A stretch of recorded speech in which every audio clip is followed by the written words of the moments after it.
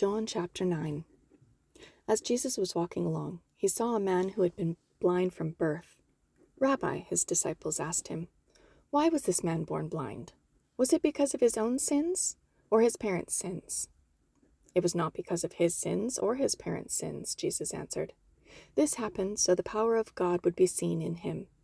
We must quickly carry out the tasks assigned us by the one who sent us. The night is coming, and then no one can work. But while I am here in the world, I am the light of the world."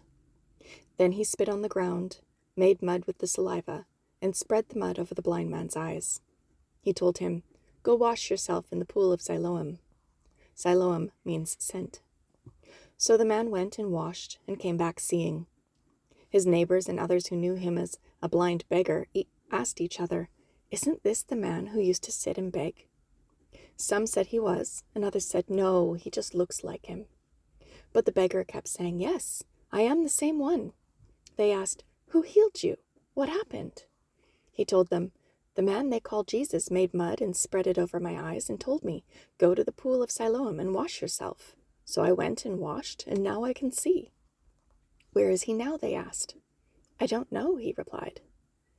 Then they took the man who had been blind to the Pharisees, because it was on the Sabbath that Jesus had made the mud and healed him. The Pharisees asked the man all about it, so he told them, "He put the mud over my eyes, and when I washed it away, I could see." Some of the Pharisees said, "This man Jesus is not from God, for he is working on the Sabbath." Others said, "But how could an ordinary sinner do such miraculous signs?" So there was a deep division of opinion among them. Then the Pharisees again questioned the man who had been blind and demanded, "What's your opinion on this, about the man who healed you?" The man replied, "I think he must be a prophet."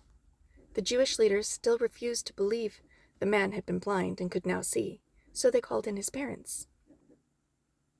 They asked them, "Is this your son? Was he born blind? If so, how can he now see?" His parents replied, "We know this is our son, and that he was born blind, but we don't know how he can see, or who healed him. Ask him. He's old enough to speak for himself." His parents said this because they were afraid of the Jewish leaders, who had announced that anyone saying Jesus was the Messiah would be expelled from the synagogue. That's why they said, "He's old enough. Ask him." So for the second time they called in the man who had been blind and told him, "God should get the glory for this, because we know this man Jesus is a sinner."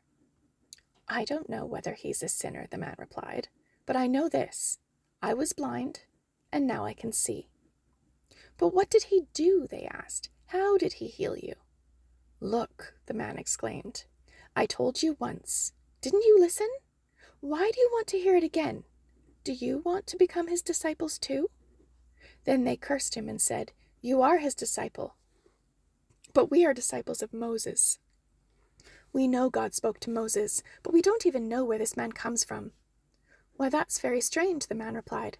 "He healed my eyes, and yet you don't know where he comes from. We know that God doesn't listen to sinners, but he's ready to hear those who worship him and do his will. Ever since the world began, no one has been able to open the eyes of someone born blind. If this man were not from God, he couldn't have done it." "You were born a total sinner," they answered. "Are you trying to teach us?" And they threw him out of the synagogue. When Jesus heard what had happened, he found the man and asked, "Do you believe in the Son of Man?" The man answered, "Who is he, sir? I want to believe in him." "You have seen him," Jesus said, "and he is speaking to you." "Yes, Lord, I believe," the man said, and he worshipped Jesus. Then Jesus told him, "I entered this world to render judgment, to give sight to the blind, and to show those who think they see that they are blind." Some Pharisees who were standing nearby heard him and asked, "Are you saying we're blind?" "If you were blind, you wouldn't be guilty," Jesus replied. "But you remain guilty because you claim you can see."